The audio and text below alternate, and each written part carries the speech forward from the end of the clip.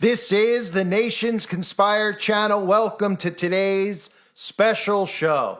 It's been a few years since I've held a Crisis Actors Academy Awards, and that's only because of the fact that every time you'd say the word crisis actors, there'd be so many of these to cover and so many actors that we've seen at so many fictional crime scenes that, well, the police all over the internet would report you and they would get removed along with the channels. So this year I decided, after seeing one of the worst psyops I've ever seen in my life, to bring back the Crisis Actor Awards, the Academy Awards for Worst Actors in a Crisis. Now, you might not think that this Blue Origin fake rocket ship that looks like a penis actually had crisis actors. Well, it had really, really bad actors. In fact, we had a whole plethora of actors who were mumbling sentences after supposedly getting off of this spaceship after they were told they were astronauts that couldn't really say anything that makes any sense to a sane person. Crying, tearing up, talking about love and unity and fellowships and sisterhoods. And of course, this is all acting 101 that they're laying on the American public, and the American public are actually believing it. So it's very worthy that we look through the performances of these fake astronauts and award one of them with an Academy Award for Best Crisis Actor in a male leading role. That's right, male.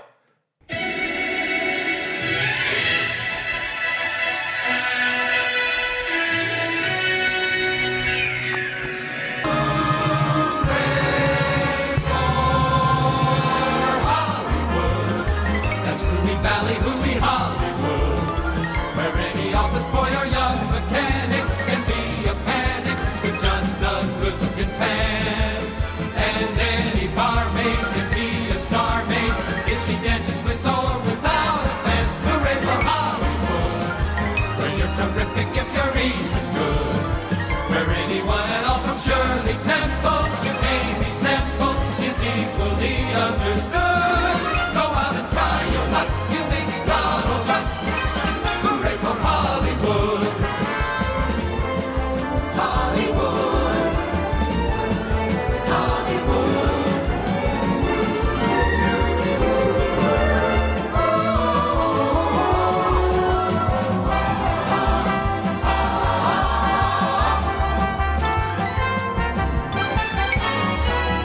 Hooray for Hollywood. When you're terrific if you're even good. Where anyone at all from Shirley Temple to Amy Semple is equally understood. Go out and try your luck. You may be Donald Duck. Hooray for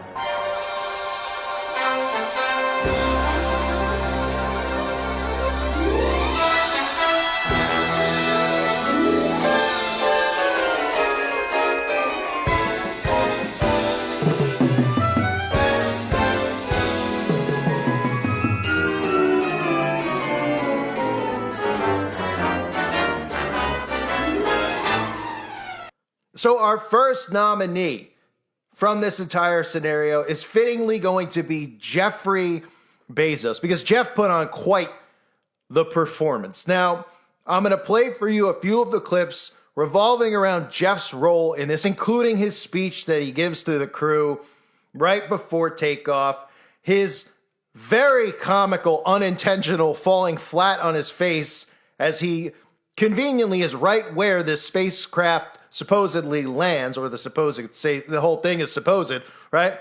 Where this thing lands, where it was obviously placed, and he falls right on his face all the way to a really important thing that you need to see if you haven't seen it yet, where Jeff Bezos goes up to the door of this ship as it lands, and somebody actually opens it, and they quickly tell them to shut the door. And Jeff goes to the side and looks through the windows, and everyone's giggling because you're not supposed to be able to open the door from the inside. So Jeff, of course, waits a minute, goes over and pretends that he's going to open it with some type of crowbar device to pry it open. And very easily he just turns it and it opens because it's a real door. It's not something that's actually shut. You know, you would have thought up in space, these people would have been in danger with how easy this door was to open. And Jeff says, you guys didn't just really shut the door, right? Because, of course, Jeff is obviously in on it, and he certainly deserves a look at being the first nominee for the Crisis Actor Academy Awards for fakest space psyop we've ever seen.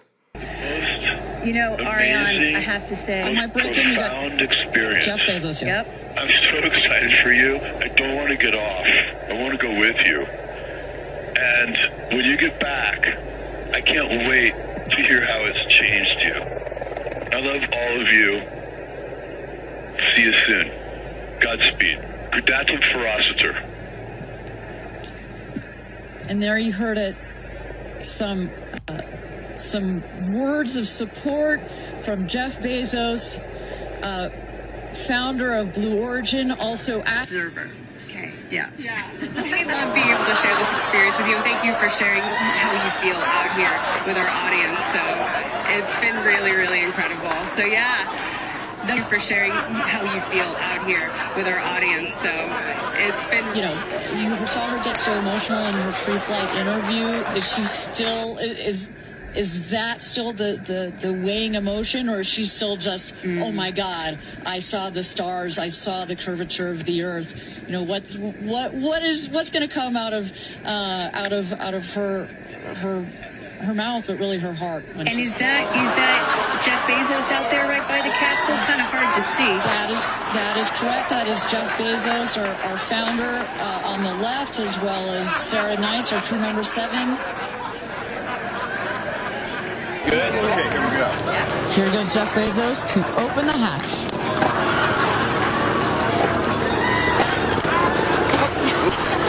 You didn't really close it again. Come on, guys.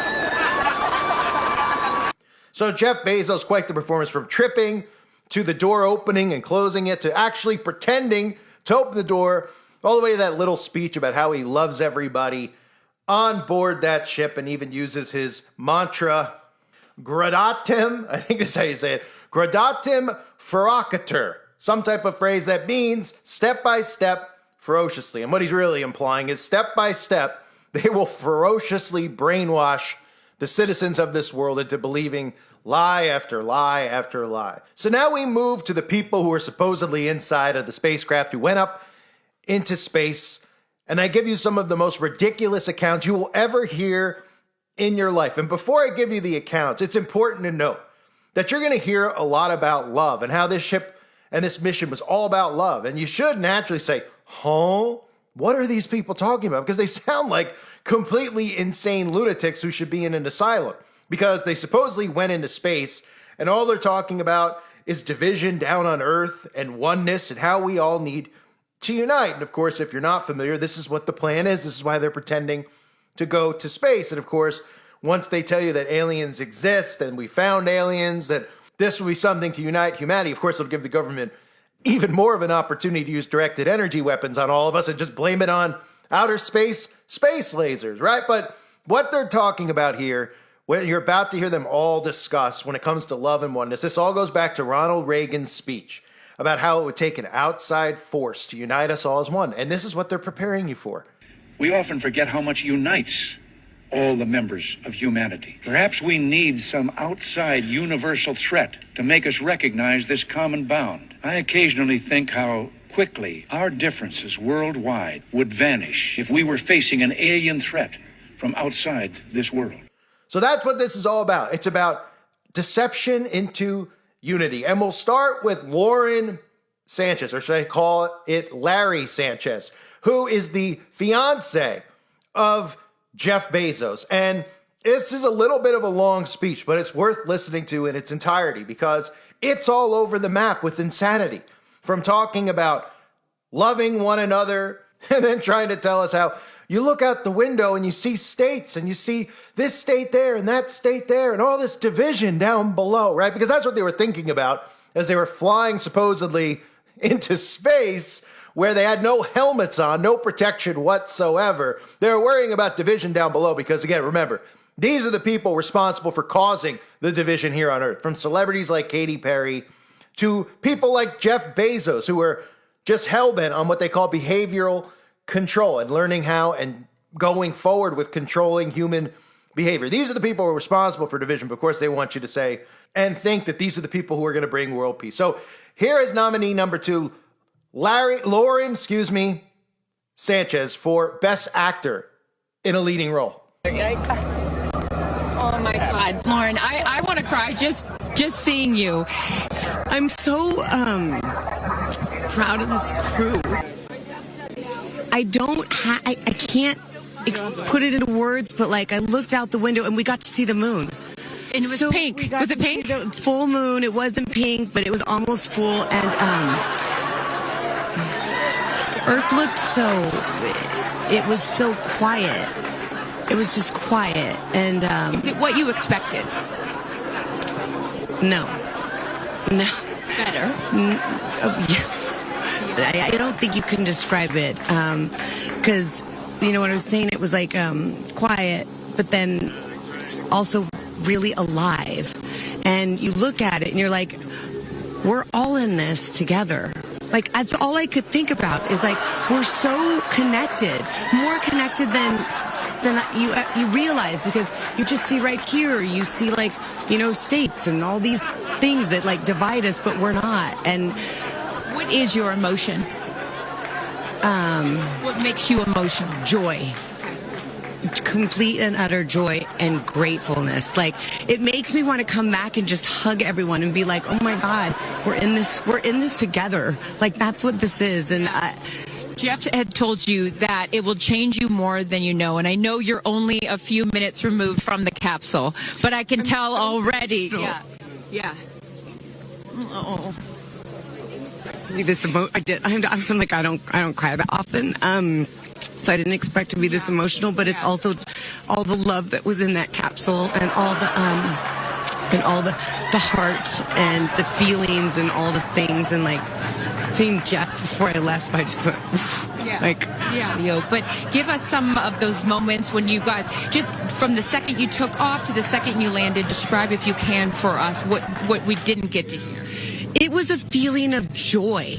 And like, and camaraderie. It was a feeling of gratefulness. It was a feeling that we're doing this. And, you know, Alan Shepard, I told you about this, did the same exact flight. And he became the first American in space. And 6 women just did the same flight that he did. Oh, I just want to keep hugging you. It's really cool. Yeah. And I hope that more people get to see this, because I feel, I don't even know how much it's going to change me. And I want to thank the Blue team. I mean, look at them. I mean, they work so hard to make sure this vehicle gets up and safe. And I'm so proud of you. I'm so proud of you. It's one thing to say you're going to do it. It's another thing to actually do it. And I know there's a phrase in your family that life takes off on the other side of fear. And here you are, just having landed back on Earth. And now you are officially, Lauren Sanchez, already adding to your extensive resume, you are an astronaut. Congratulations. Thank you. I'm very excited, and I'm excited to share it with the world, and I'm so grateful to everyone here. I love you. Go be with your family. But process and download what just happened to me. Well, I mean, what an absolute gem of a performance. How many times can you go from fake crying to laughing in under 10 seconds? Well, just ask Lauren. I mean, that was probably a world record. We haven't seen that since, well, the Hook at Sandy. But anyway, we'll move on to our third nominee. Our third nominee is Amanda Nguyen. Now, Amanda has quite the tale to tell, because if you don't know who Amanda Nguyen is, and I'm sure you don't, because I didn't, I needed to look into who this person was after seeing this speech right here, which is quite a gem. Amanda Nguyen is an American social entrepreneur, civil rights activist, and a Blue Origin affiliated astronaut. Okay? So what she's known for is being a survivor and a civil rights activist. And, well, you need to see this to believe it. A long-awaited dream, and now it is finally official. You are an astronaut. Congratulations. Thank you so much. You know, I usually have nice words to say, but in this moment, I just want all survivors to know that you can heal. No dream is too wild, and that if it's so wild out there, like going to space, you can absolutely make it through, and it can absolutely be possible. You mentioned to us prior to going up, you said that you needed to go to space to heal. I know you're only a few minutes removed from this incredible experience. Do you feel healed? I had a zero-G indicator that I didn't know if I would bring, and I ended up bringing it. Okay. And explain for the folks at home that don't know what that means, what it is that you're holding. Yes, the zero-G indicator is something all astronauts have that floats once you hit space, lets you know you're there. I brought a promise that I wrote to myself. I've talked about that. And share what is this right here? Yes, and this one I didn't know if I would bring, but I ended up bringing it and floating it, and it's the hospital band from the day. And, I got to honor her today, and I'm so grateful to the thousands of people, the engineers, the scientists, just everyone who has made this a reality. And you also have written here, I know that you had this on your laptop, right? And this is my zero-G indicator, a promise I made to myself that if I were to pause my astronaut dreams and fight for rights, that one day I would return to her. And it says, never, never give up. Well, those dreams are no longer on hold. You are finally an astronaut. Congratulations. Enjoy this moment with your family, and thank you for sharing it with us. Thank you. The strong performance for Crisis Actor of the Year in 2025, or at least for this specific psychological operation. So that's Amanda Nugent. We will move on to number 4, Kerianne Flynn. And if you're not familiar with Kerianne Flynn, you shouldn't be, because nobody really is. But Kerianne, of course, just like all of them, cannot hold, they are just crying galore about this emotional thing that they went through. And of course, preaching about unity and love. And well, listen to it for yourself. Capsule, I'm going to be an emotional wreck. And I think what I will just say, for anyone that has never had the great privilege of being here, this is my first time at a launch, and it is very emotional. Describe, if you can, how you're feeling. I have almost no words. It was the most incredible experience of my life to be up there and see such vast darkness in space and look down on our planet. The moon was so beautiful, and that was I felt like that was a special gift just for me. I'm so sorry. No, don't apologize. Are you kidding? You just went to space. You just went to space. This is it. And knowing that everyone I loved was standing down there looking back up at me. Yes. And I just hope that these types of experiences clear a path for everyone to be able to do that. You told us a beautiful story about your son when you told him you were going to go to space, and that, get over here so I can hold you, and that he went back to school and he was all excited to tell his friends that his mom was going to space, and they said, your mom can't go to space. Moms don't go to space. Well, guess what? This mom just went to space. Congratulations. You are officially an astronaut, and I know you're wearing a very special necklace from an incredible group of people that you hold near and dear to your heart. What would you like to say to them watching? I'm wearing a few necklaces today. My dear friends threw me a blast-off party and gave me this feather, which obviously represents the Blue Origin logo, and it felt so special to have it close to my heart and in space with me, and I feel like it helped me take all of them with me on this journey. Yes. Well, I will let you go enjoy this historic moment with your family, and thank you for sharing it with us. Congratulations. You're an astronaut. Not quite the performance, even showing you that necklace around Kerianne's neck, which I broke down on my other channel, which you could look up for yourself if you're not subscribed, called Ones That Can See, where the actual Blue Origin ships have a feather on it. And of course, they tell you that the feather is the logo, and you're not supposed to ask why they chose the logo. Maybe they're fans of Forrest Gump. I don't know.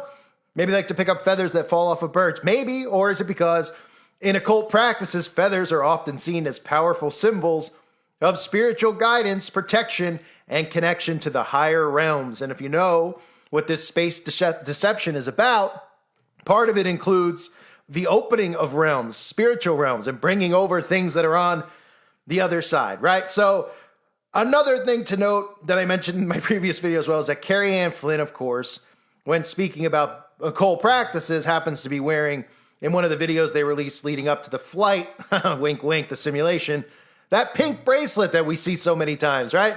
There it is, right on Kerianne's wrist. And of course, if you're thinking about, again, occult practices, look no further than that symbolic red bracelet that we see all these celebrities and news anchors wear.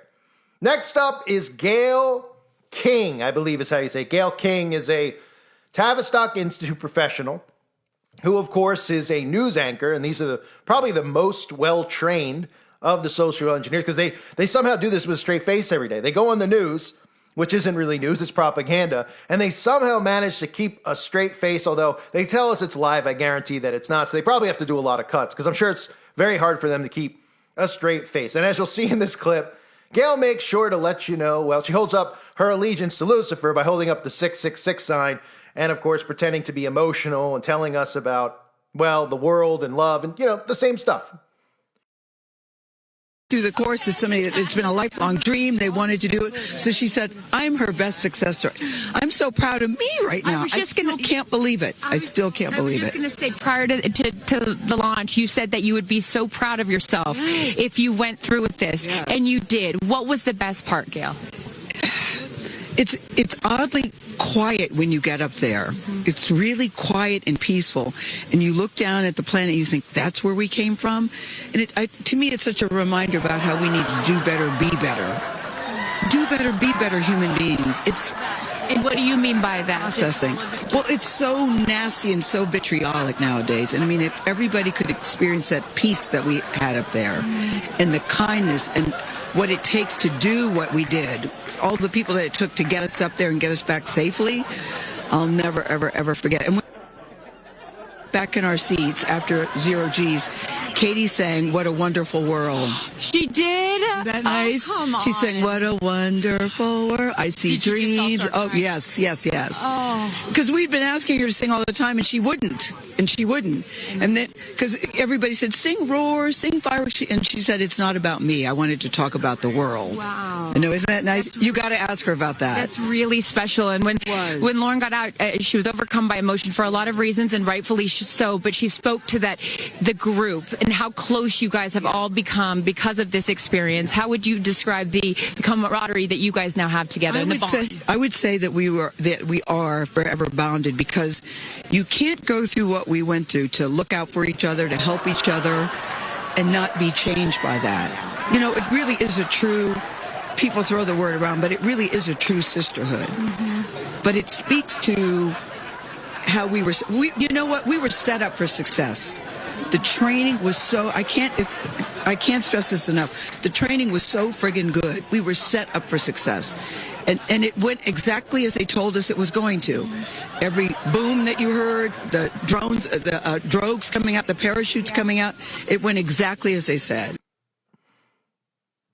So that was quite cringy, but of course you saw Gayle holding up the 666 sign. It should be worth noting that Oprah Winfrey was out there for Gayle, and of course was mustering fake tears as she was watching this simulation occur as well, because that's all that these things are. It's these very rich, wealthy people pretending to do these things so that you could have dreams that you can't achieve, and eventually maybe they'll deceive you into your dream of becoming an astronaut, because now they want people to think that they could space travel and go on space tourism so they could deceive them even more. But of course, Oprah was there to support Gayle. And then we move on to this one.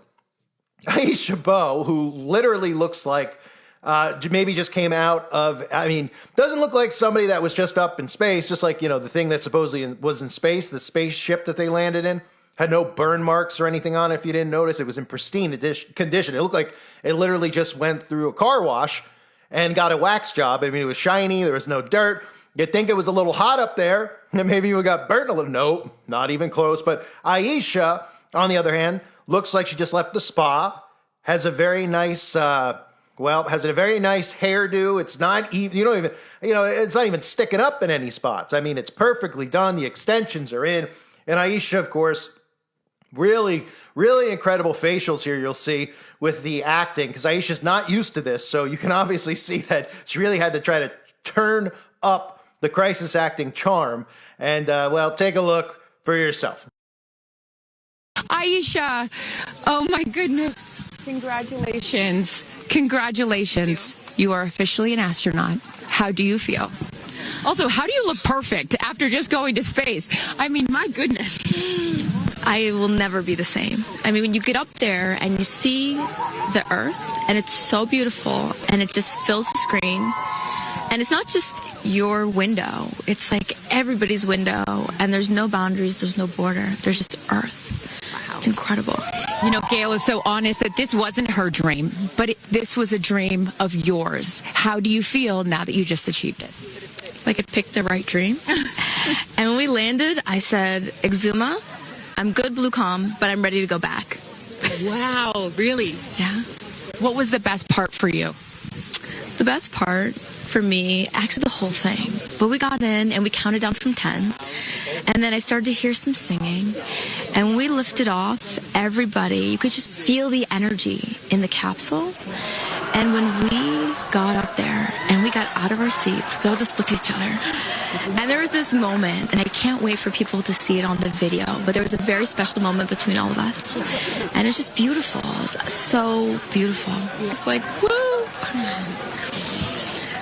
To have the opportunity to have flown his star in my flight bag and to have a perspective that very few people get to have of Earth, I just feel a renewed connection to everything in life and where we are, and I can't wait to go back out there and pour what I've learned into the world. You have given so much to so many, and I know there are a lot of people watching right now, some young boys and some young girls that are inspired constantly by you. What would you like to say to them? Dream it, plan it, and go and do it. I never really thought I could go to space, although I really wanted to go. And today just confirmed that dreams are real, and sometimes reality is wrong. And your dreams just came true. Congratulations. Go enjoy this with your family. So, of course, lots of emotions from winking, pretending to cry. Obviously, the common theme here is not one person has actually shed a tear. Every one of them has pretended to cry, even going all the way back to Amanda Nugent, who tells you a tragic tale of her life or his life, and starts blinking and putting their hands. No tears are ever mustered. And of course, then we get Katy Perry, who at least gives us watery eyes, at least a little bit here. And Katy lets us know, of course, about the divine spirit and the divine feminine and all the other witchcraft that she's involved in, but of course has to choke up and then go on some type of a rant about oneness and love, because again, that's what people think about when they supposedly go into space for 10 minutes and come back. I feel the same way when you watch it. And you brought a real life Daisy up. That's it was right. important for you, not only because it's your daughter's name, but why else was that important to bring it? Daisies are common flowers, but they grow through any condition. They grow through cement, they go through cracks, they grow through walls. They are resilient. They are powerful, they are strong, they are everywhere. Flowers are, to me, God's smile, but it's also a reminder of our beautiful earth and the flowers here and God's smile and the beautiful magic that is everywhere, all around us, and even in a simple daisy. So to really appreciate it and remember it and take care of it, protect it. Gayle shared with us the song that you sang when you got up there. What a wonderful world. Why was that important to sing that particular song? I've covered that song in the past, and obviously, like, my higher self is always steering the ship, because I had no clue that one day I would decide to sing a little bit of that in space. But I think that it's not about me. It's not about singing my songs. It's about a collective energy in there. It's about us. It's about making space for future women and taking up space and belonging. And it's about this wonderful world that we see right out there and appreciating it. This is all for the benefit of Earth. You right there. And I have to surrender and trust that the universe is going to take care of me and protect me, and also my family and my daughter. Because, like, I am full up from being able to get that gift of being a mom. And to go to space is incredible, and I wanted to model courage and worthiness and fearlessness. You did. Highest high, and it is surrender to the unknown, trust, and this whole journey is not just about going to space. It's the training, it's the team, it's the whole thing. I couldn't recommend this experience more. This is like up there with all the, different tools that I've learned in my life, from meditation to the Hoffman process. This is up there because what you're doing is you're like really finding the love for yourself, because you got to trust in yourself on this journey, and then you're feeling the love when you come down, for sure, and you're feeling that strength. So I feel really connected to that strong divine feminine right now. So those are your crisis actor nominees for this space psyop, and probably the space psyop of 2025. I'd be surprised if they try to do another one with Blue Origin anytime soon, from the door accidentally opening to Jeff falling on his face. I mean, we had it all. So we'll go through the nominees again, but I want to do a promotional part here because you heard them talking about sisterhood, right? That was the common theme here. It was all women, supposedly, that went into space. Well, this Crisis Actor Academy Award show is brought to you by the Sisterhood. Of course, the sisterhood they're referencing, the Sisterhood of the Eastern Star, because that's what they're really talking about, because they are all sisters and all part of the same fraternal order, the same one that worships Lucifer, by the way. So those are our nominees. We have Jeff Bezos, we have Larry Sanchez, Amanda Nguyen, all the way down to Kerianne Flynn, to Gayle King, to Aisha Bowe, to Katy Perry. All right, let's get a drum roll, please. And the winner of the 2025 Space PSYOP Crisis Actor of the Year goes to, let me get the envelope, Amanda Nguyen. Wow, what an upset. What a performance from Amanda. Congratulations, Amanda Nguyen.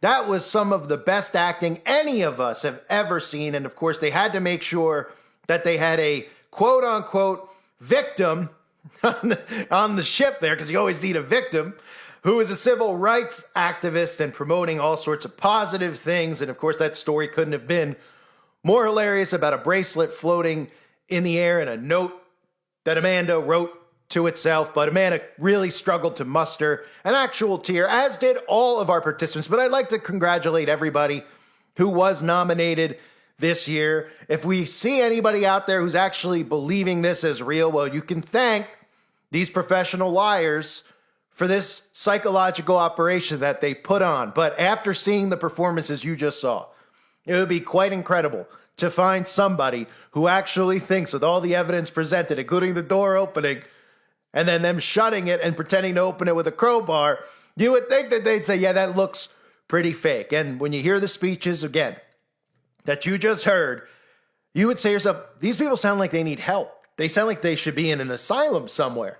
The things that they're talking about, they just went into space. They're talking about oneness, division, love, unity. They're all mustering tears. They're calling themselves astronauts for literally going on a Six Flags ride that got shot up into the air and then came down 10 minutes later. They had no helmets. Their hair wasn't damaged. Their makeup looked perfect, if you want to call it that. It really looked like clown paint.